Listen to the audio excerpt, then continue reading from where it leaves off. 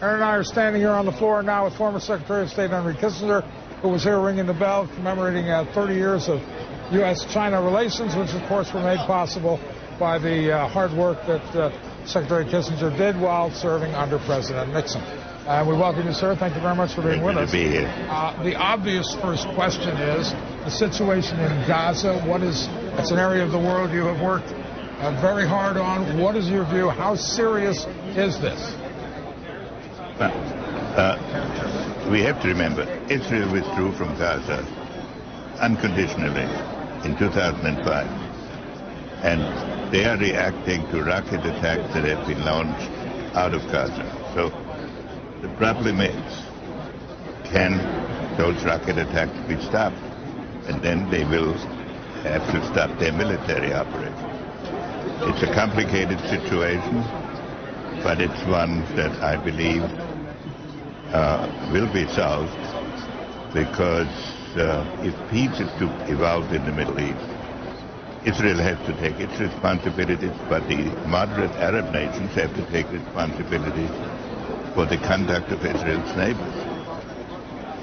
Do you believe that this is, some people say that everything will stop a few days before the Obama inauguration, that this is all very politically motivated? Do you think that's true?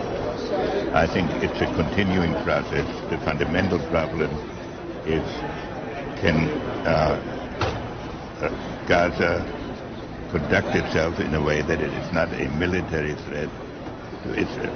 Then there will have to be a negotiation eventually, and soon, between Israel and the Palestinians about an overall peace settlement.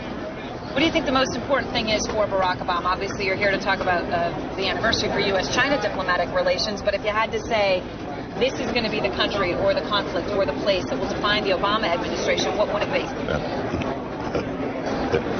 The president-elect is coming into office at a moment when there are upheavals in many parts of the world simultaneously. You have India, Pakistan, you have the jihadist movement.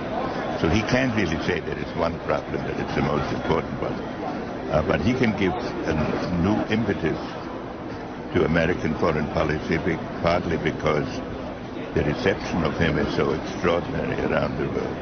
I think his task will be to develop an overall strategy for America in this period when really a new world order can be created. It's a great opportunity. It isn't such a crisis.